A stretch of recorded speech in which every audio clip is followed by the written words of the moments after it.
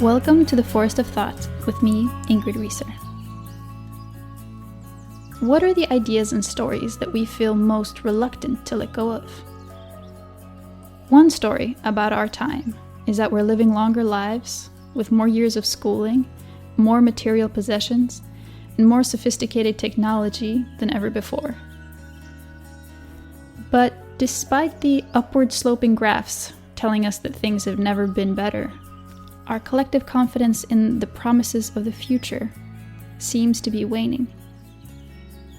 Because we're also experiencing extreme environmental degradation, the loss of species, the loss of local cultures, and perhaps the loss of something deeper that's harder for us to name. Are there stories, new or old, that could better encompass these contradictory experiences? Stories weaving their way from the periphery, or hiding in half-forgotten corners of our forests of thought, that might provide more useful maps for navigating this territory we find ourselves in. In this episode, we're exploring the idea of progress, together with the writer and culture maker, Dougald Hine.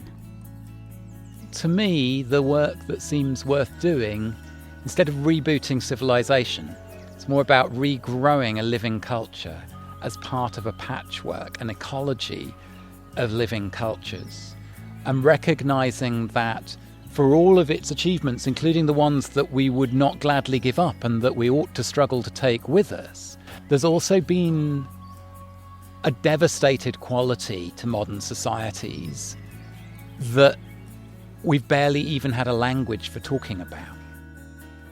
10 years ago, Dougald co-founded the Dark Mountain Project, which has grown into a worldwide community of artists and writers.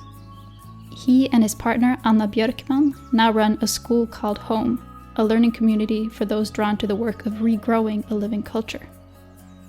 We sat down in a park close to his home in Västerås, underneath what we think were a few poplar trees, accompanied by the sunshine, barking dogs, and a surprising number of trucks.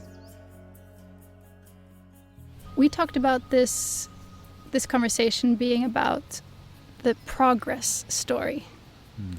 So it's a story that, I think our society holds very dear, that we structure our lives around a lot. But I was wondering if we could start by talking a little bit about what that progress story is really about. Like, how would you begin to explain it or relate it?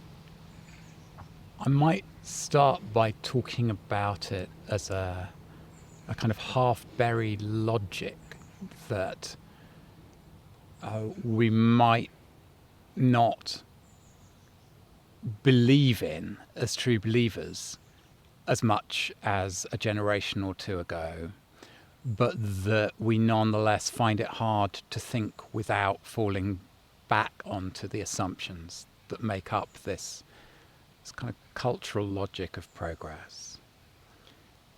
And at the heart of that, I suppose, is the idea that you can run history through a cost-benefit analysis, that you can somehow produce a single indicator that is going up or down from year to year.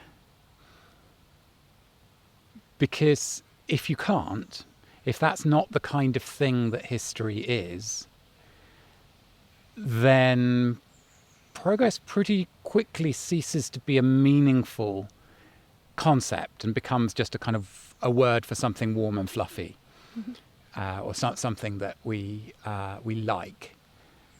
And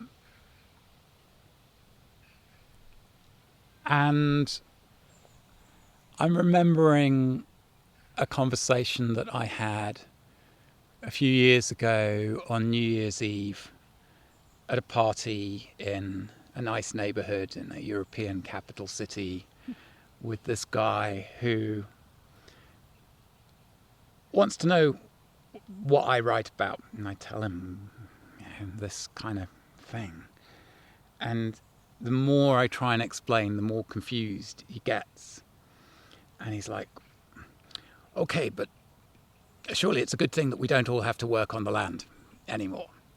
Like, I think he's kind of trying to find some common denominator, something that I will agree with him is, objective evidence that human history has this kind of shape of an upward sweeping curve where on the whole things have been getting better and better. And as we're speaking, it reminds me of a job that I was sent out on when I was a radio journalist, where we'd had this press release that was about this farmer who was opening a cattery, and they'd been a dairy farm. They were going from cows to cats, and it was all framed as this kind of quite jaunty story of rural entrepreneurship. Mm-hmm. When I got there, the farmer's wife showed me round the new cattery. So a cattery is a place It's a place where you leave your cats when you go on holiday. Okay. Mm-hmm. Yes. Not a place where you milk cats. Like that. So she showed me around this kind of hotel for the pets of nearby townies that they were opening, and she did her best to be kind of enthusiastic about it. But by the time we were sat with a cup of tea around the table in the farmhouse kitchen, I could see that the farmer himself was in a state of deep grief. Mm. And he said, he'd been born on that farm all his life. Now, I mean, there's plenty of things we could talk about dairy farming, obviously, but all his life, the way of living of that farm and that family had been bound up with the lives of the cows and the rhythms of the milking and all of the rest of it. And he said when the cows left, he couldn't sleep indoors for a month. Mm. The only thing that worked was to go out and lie on the grass in the middle of the night. And I think for me, the problem with treating history as if it can be put through a cost-benefit analysis is that, obviously history is made up of gains that I doubt if any of us would gladly give up, whether we talk about anaesthetic dentistry or about the fact that in most parts of the world today, a woman can almost take it for granted that she will survive childbirth. A man holding his newborn child can almost take it for granted that he will live to see that child grow strong as he grows old. Mm. The problem is that the losses involved in history are not the kind of thing that can be put into a spreadsheet against the gains and cancelled out to give you a figure that will tell you the overall state of the world and humanity and so on. Mm. They need to be grieved. Mm.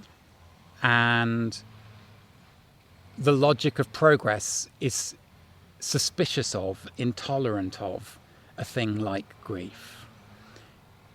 It wants us to rush onwards.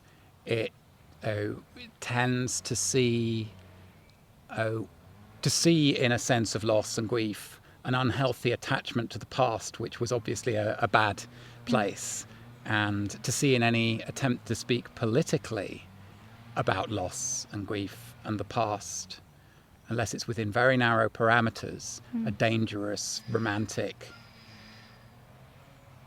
tendency. And so then you end up ceding the ground of the past to some of the darkest forces that are around politically, which is part of why I've been asking these questions for years, is because I don't want to do that. Yeah. Do you want to say something about how this progress story is also intertwined with the modernity, the idea of modernity that is so, or the logic of modernity that is also... Yes. So I guess what I've been meandering around so far with progress as a story is really that it's a story that leaves too much out. Mm-hmm. It's not that there's no truth in it. It wouldn't endure, it wouldn't have the purchase that it has if it didn't capture some aspect parts of the experience of recent history for some people. But when I think about modernity, and I mean, what are we talking about when we talk about modernity? We're talking about a historical period that sort of begins kind of gradually, sort of fades in and is gathering momentum and significance by the 16th and 17th and 18th centuries, and on into the Industrial Revolution and the creation of modern economies and so on. And then often when we're talking about modernity, we also have this strange word post-modernity hanging around, which, if it means anything, means a sense of living after a loss of confidence in modernity. I sometimes say that modernity is the historical moment in which it seems natural to treat our proximity to the future as the most important and best thing about who we are. And that's the point at which talking about ourselves as modern, talking about the modern world, that kind of weight that word has had, gathers power. And from the 1970s onwards, in certain academic circles, you begin to get this conversation about post-modernity. And I would say the simplest understanding of that for me is it's the historical moment at which we've lost confidence in that idea that our proximity to the future is a good and important thing. And perhaps the future has ceased to be a natural container for collective hopes and become a thing that is a source of fear, a thing that we try and distract ourselves from. And in that sense, it's not accidental that the sort of the language of post-modernity comes into play in the 1970s, both in the aftermath of 1968, which had been this kind of high watermark of political and cultural sense that big change was possible. And so it's born out of the disappointments of that, but it's also born at the moment where the messages are beginning to come in about the extent of the human impact on the living world and the extent of the encounter with limits that we are headed into. So somebody who I find it helpful to think with about all of this, not somebody I know personally, but just someone whose writings and words and ideas I found very helpful, is Walter Mignolo, who's an Argentinian decolonial theorist. He's got a background in literary theory. He talks about, he has a book called The Darker Side of Western Modernity. And he talks about this kind of matrix of the rhetoric of modernity and the logic of coloniality. That this thing that is talked about often in very universal terms as modernity, and this is where the stories of progress about rising prosperity and increases of particular kind of freedom and so on, all of the kind of liberal narratives are, he would say, this is the rhetoric of modernity, and the shadow side of that is the logic of coloniality. That all of this has only been made possible through the ways in which Europe became entangled with and set itself up on, subsidized everything that it was doing through the extraction of life, whether it's land stolen from indigenous peoples in the Americas, whether it's bodies taken from the kind of massively enlarged slave trade that is created in Africa and across the Atlantic as part of the founding of the modern world. Even the Industrial Revolution. Well, Alf Hornborg, Swedish scholar, would make a very powerful case that you couldn't have the Industrial Revolution just from clever white people inventing these technologies, that the technologies only become viable because of the way that they are subsidized by colonialism. And so this is another part of what I mean when I say the story of progress, the stories of the rhetorics of modernity. It's not that they have no truth in them. It's that they leave too much out of the picture. And increasingly that we're living in a time where they leave so much out that they become, even for the beneficiaries, like even for people in countries like ours, they become very bad maps. They don't fit the territory of where we actually find ourselves. Yeah.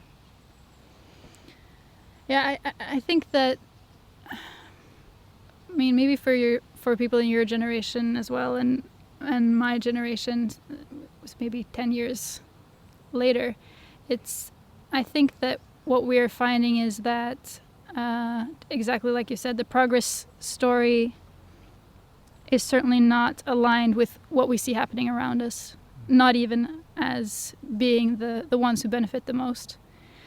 And then I think that the tendency there is to then think that the opposite must be the case. So things don't seem to be getting better and better. We don't seem to be able to expand this techno-industrial complex that we've built indefinitely. So that must mean that everything is getting worse and worse, or that everything will end in kind of a terrible mess. So you're right. The most obvious move that happens when people start to doubt, lose faith in something like this story of progress that we started out talking about, is that you kind of flip the chart 180 degrees. Yeah. And you tell an equally simple story, and you go off in search of where did it all go wrong. Yeah. And you take a particular group of people in another time and place and put them on a pedestal, and we've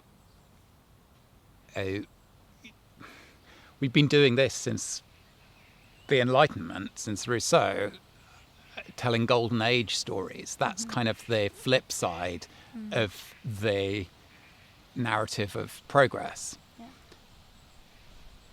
And that's not much help either, is it? And I do believe that we have a great deal to learn from how people have made life work in other times and places. And another aspect of the kind of the cultural logic of progress is the way that it positions us in relation to history and in relation to the future.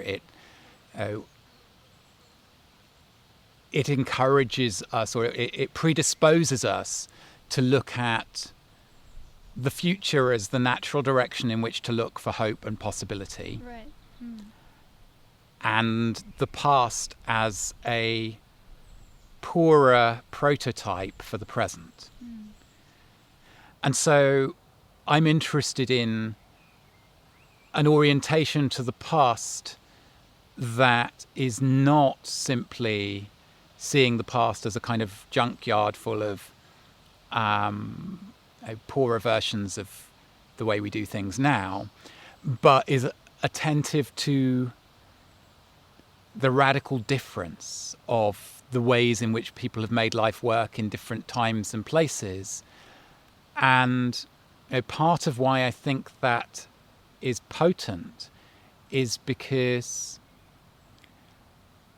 if you slow down and spend time with the traces of how people have lived and thought and made life work in other times and places, then as your eyes begin to adjust to that, you begin to notice the strangeness of the assumptions that they were living by and the coherence of those assumptions.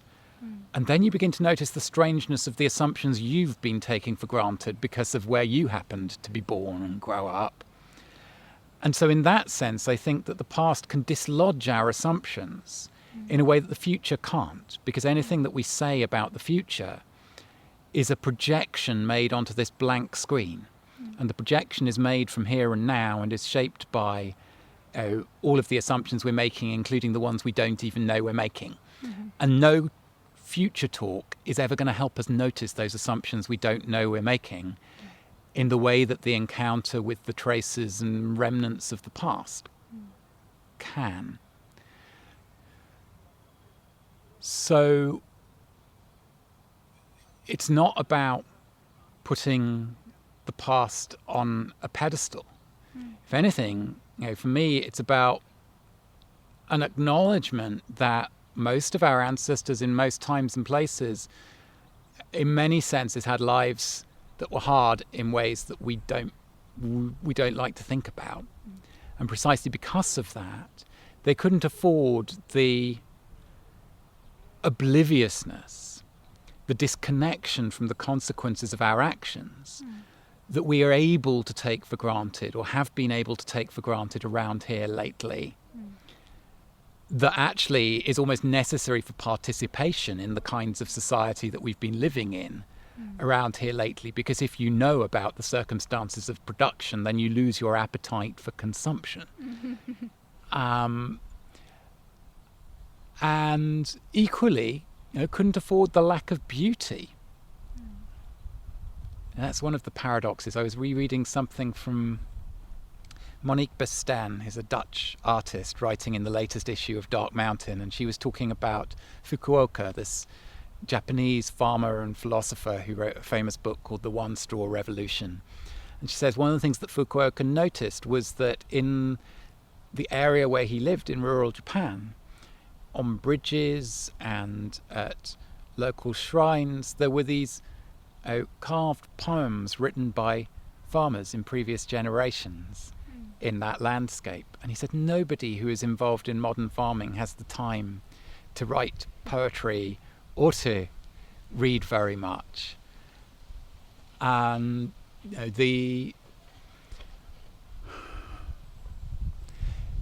one of the ways that I talk about modernity is to say modernity is founded, it's post-apocalyptic. It's founded on the devastation of ecologies and of cultures. It's founded on the devastation of the more than human world of ecology and the human worlds of culture. And because modernity is also the anaesthetic dentistry and antibiotics and the remarkable achievements in infant mortality, it's almost a heresy to try and name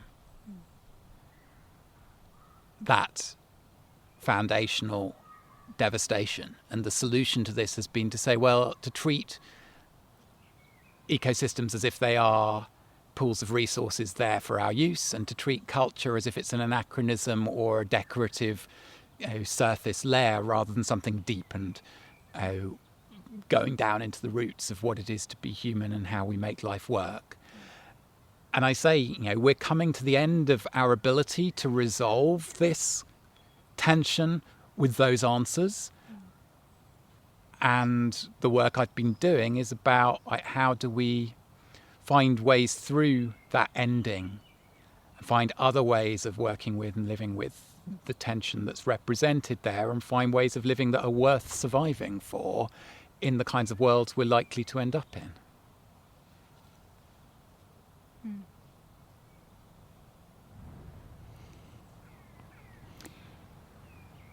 Yeah, so I think that we're just, at least in most Western countries, people are just starting to catch sight of those assumptions, I think, about how we've been... it's easy to say, oh yeah, our problem is that we think that we're separate from nature. But it's very hard to start to participate then in the world in a different way, according to different assumptions. And I mean, it's interesting what you said about what we can learn from the past without trying to romanticize it. And I think that that's actually one of the things that has really helped me in moments of my deepest despair about whether or not I thought we could try to be in the world in a different way. I sort of realized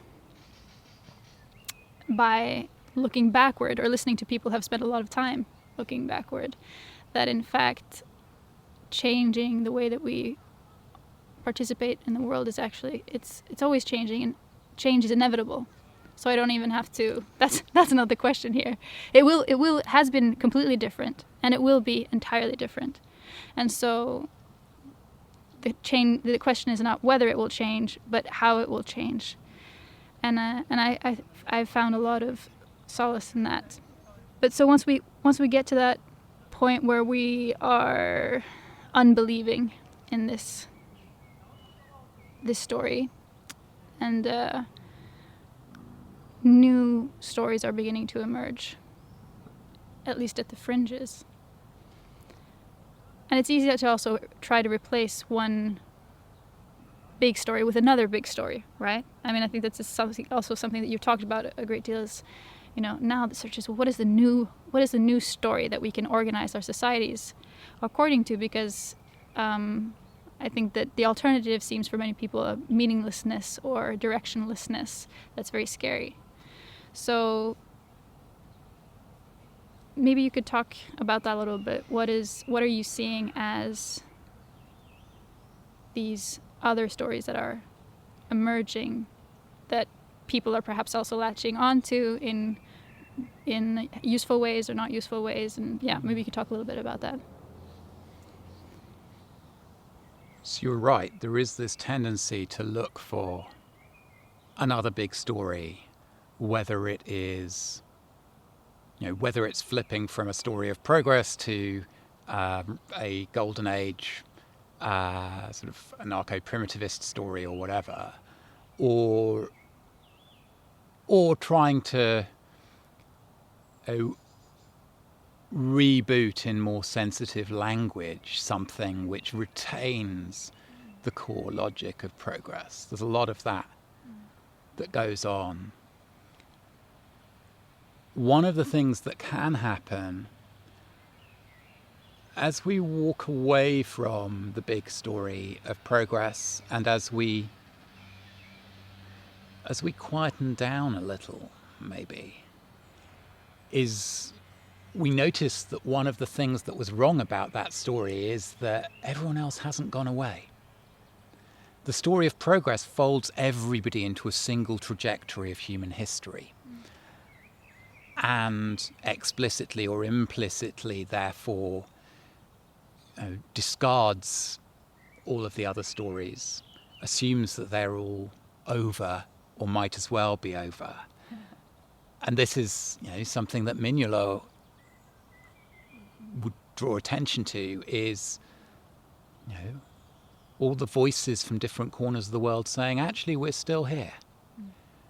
And we have other stories, and we see things that you've not been able to see through the lenses that you've been looking at the world through.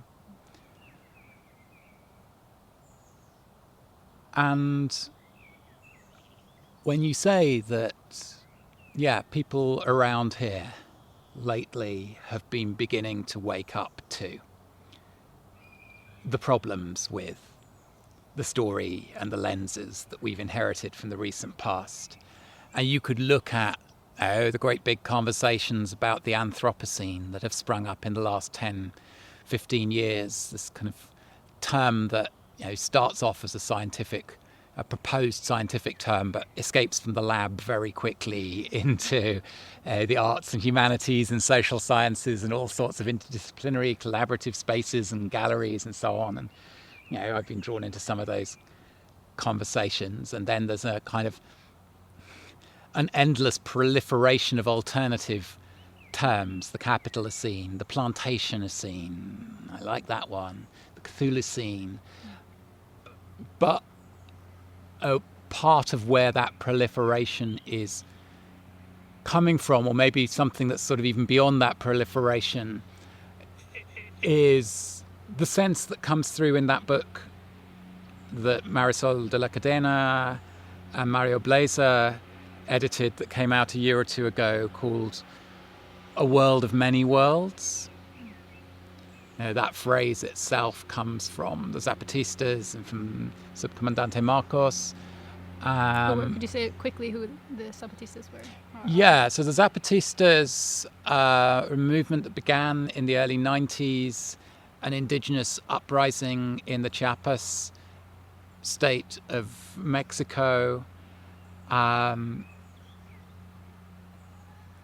that captured a lot of people's imagination, and they're still there, and they still have this autonomous region working out at grassroots the practice of living beyond the modern state and the trajectories of globalization that they were rising up against. The point that they make in the introduction to that book is that from elsewhere, from places and cultural and linguistic locations and historical experience locations that are not the places where the Anthropocene conversation mostly tends to be taking place and emanating from, the discovery of the possibility that the world could end in some sense looks a lot like the return to us, in inverted commas, the return to the world of the powerful. That's the phrase they use, which comes from Marcos, of what the world of the powerful has been doing to all of the other worlds over the last 500 years. That, this matrix of modernity, coloniality, has been bringing destruction to everybody else's worlds and ways of living and being, and has been content to incorporate that within its equation of the costs and the benefits as all part of the story of progress. And now suddenly, quite recently, it begins to come home to us that our world could end as a consequence of the way we've been approaching and treating the world, and the way that the world, the modern human world, is responding to that. And at its worst, what then happens is this discovery becomes mobilized by the same people who are the heirs to the world of the powerful, as the basis for them to tell everybody how we are going to come together and save the world. Right. Well, what I really liked about this world of many worlds, or also a world where many worlds can fit, which was another kind of formulation that I heard of that, is that it starts to leave some space, and like you say, it starts to make visible what was invisible, which is also something I think that you interviewed scholar Vanessa Andreotti, who also Carrie Facer talked about. That first we need to become aware of what has been invisible in the lenses that we have been using. As we become aware of what is missing from that picture, then we can start to notice more, which is also something that Carrie talked a lot about. How do we start to notice in the thick present?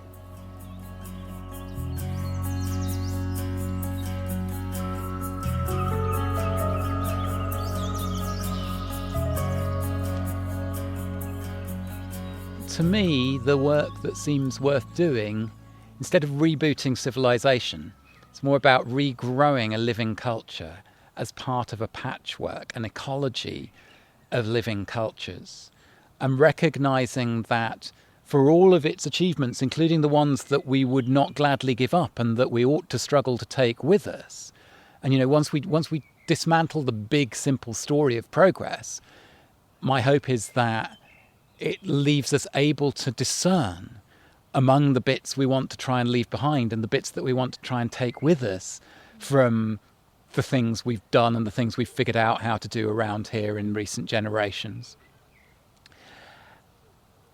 That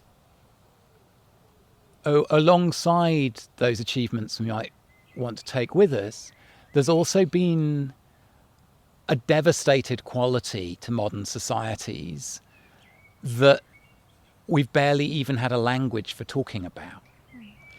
There's been a level of loneliness and of breakdown of the ability to construct meaning that the only reason we've survived it is because we've been cushioned on oil and slavery and all of the other things that have made the luxury, or not even luxury, but simply the kind of web of industrial needs and dependencies that have been part of this way of living possible. And as that becomes untenable one way or another, to the extent that there are going to be humans around, we're going to have to, relearn and reinvent, which is never simply going back to anything that has previously existed, ways of being human together that are cultural, that are entangled with meaning and beauty and skill and intense awareness and attention to to limits, to living within relationship, to consequences. All of those things are part of what human cultures are and do. And that's the sense in which we are somehow kind of culturally devastated for all of our advantages and for all of the things that Hans Rosling can put on a graph to show you that things have never been better. And what does that look like? It looks, I think, very humble and weirdly unhurried, given the well-founded sense of urgency. Yeah. I mean, I like Bayo Akomolafe's phrase. He says, the situation is urgent. We must slow down. Yeah. And you mentioned Vanessa Andreotti. I was thinking of Vanessa as we were speaking. There's one of the... There's a truck just dumping a whole lot of earth in a pile for no very obvious reason over here. You don't notice how much the soundscape is permeated by industrial activity until you sit down and have a conversation a couple of microphones switched on. That's right. It's part of the picture. It is absolutely part of the picture. Please go ahead. Yeah. So among the amazing collection of social cartographies, these kind of back of an envelope maps for having conversations around that Vanessa and her colleagues in the Decolonial Futures Collective have been creating, there's one that talks about the set of responses that seem to be available when it really hits us how deep the mess the world is in actually is. That what we need to do is not try and make a big plan for how we can fix it all, which is the rational response, or strike out to attempt to build a new and better world, but actually start engaging with composting the shit of modernity. Let's take what we've got with all of its mess, with all of its contamination, and do our best to be part of the process of breaking it down so that something life-giving emerges from it. Yeah, I love that. I think that what the image of composting the shit is helping us do is that it's saying, for me, that feels like that's possible. Composting shit, that's possible. That's what the earthworms do. That starts to open up more possibilities for doing the work, which I think that Vanessa is talking about.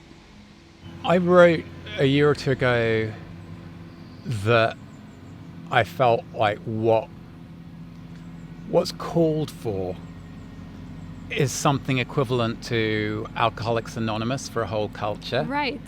Yeah. And I've found myself now starting to work with a network of people who have been part of 12-step recovery programs with AA and the other fellowships that are connected to it. And there's something humbling about the stuff they know, about how hard the work is and what it looks like. Yeah. And you are always a recovering addict. Like, there's no coming out the far side of it. Yeah. And that's okay. But it is work that you do day by day by day. And I feel like I'm actually learning a huge amount about the work of culture, what a living culture looks like from my friends in AA. And, you know, they say, like, you can never take a day off because your disease doesn't take a day off. Your addiction doesn't take a day off. And they start the day on their knees, asking whatever higher power they can conceive of for a sober day, and they end the day on their knees expressing gratitude for a sober day. And that has a lot to do, if you want to talk about not fooling yourself with fantasies of innocence, not fooling yourself that what we're talking about is stuff that can be dealt with in the course of a weekend workshop, then that's one of the places within a modern Western context, within what's clearly, a fellowship of people who own their fucked upness, who own their lack of innocence, where you get a picture of what this kind of work looks like. As we're doing this work, there is also maybe a tendency to think that the contribution that we make needs to be of a certain size to be impactful, that it needs to be big and it needs to be fast because time is running out. And like you said, Bayo Komolafe's quote is a good one in the sense that this urgency might also require a certain kind of slowing down. And also maybe we overestimate the importance of scale and the importance of bigness. And because we think that there's a linear relationship between scale and impact in the world. I remember coming to teach at Uppsala a few years ago, and I'd been asked to teach a session where they were talking about evaluating and scaling projects for social change. And I was like, this is not language that I tend to use about the projects that I've had a hand in creating. But we talked as a group about whether scale matters. And it felt like there were two different arguments kind of pulling in different directions within the group. One was, unless the thing that you're involved in can reach 1 billion people, then what's the point because of the scale of what we're up against? And the other was, well, all of the large systems are so deeply entrenched within, as part of what we're up against, that the best thing to do is to be like the rats running around under the feet of the dinosaurs. And my suggestion at that point to the group was that these are both good arguments. I know which one I align more with. The only stupid argument would be to stage them against each other as if we could settle it one way or the other, because none of us will be around to see the point at which that question might be answerable. If something is going to make all the difference, it's probably something that for one reason or another seemed insignificant until you had the benefit of hindsight. But what I've been interested in is, this is something we're working with around this school called Home that Anna and I have been setting up.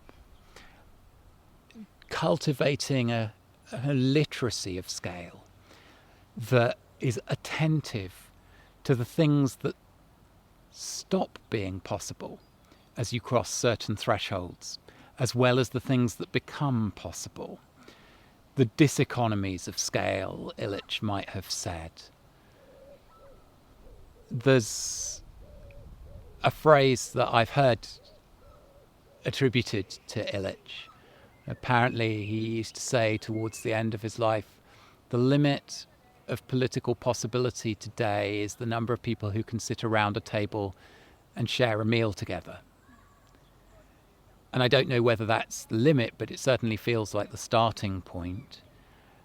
And it's certainly true that is, once you begin to cultivate a literacy of scales, one of the things you notice is that is an important scale. The number of people who in an informal way can be part of a single conversation over the course of an evening around a table, which is roughly 8 people.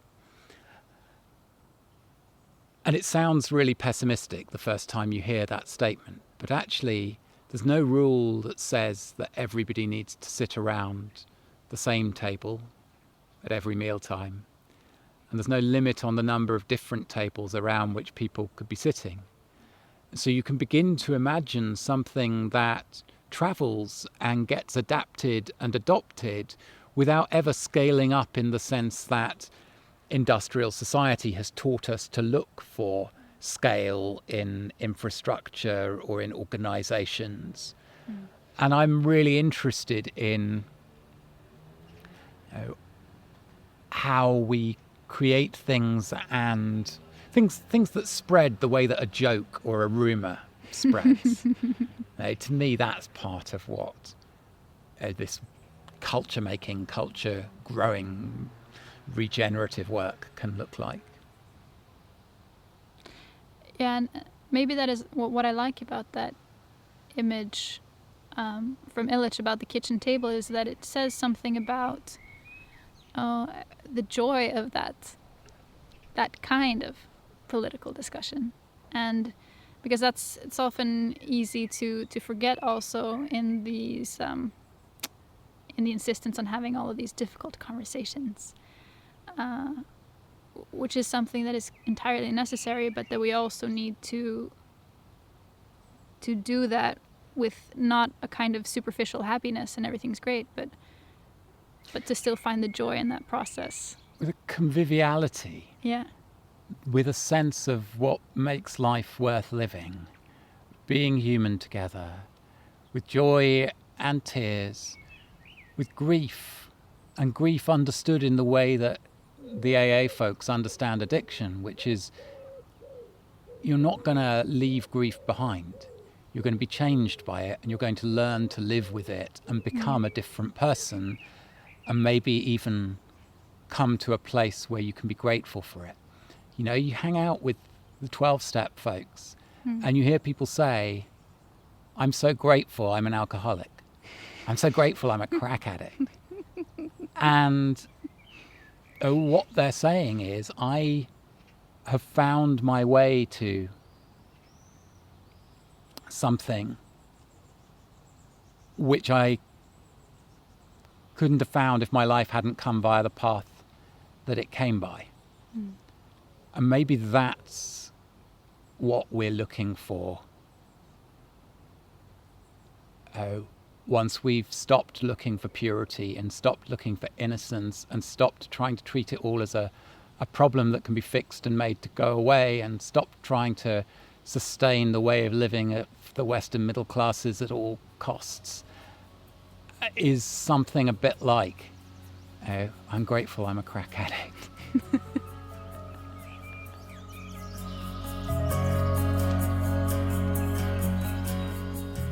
After our conversation, I dug out the quote from the Zapatistas that was featured in the beginning of the book Dougald mentioned, A World of Many Worlds. It says, "Many words are walked in the world. Many worlds are made. Many worlds make us. There are words and worlds that are lies and injustices. There are words and worlds that are truthful and true. In the world of the powerful, there is room only for the big and their helpers. In the world we want, everybody fits. The world we want is a world in which many worlds fit."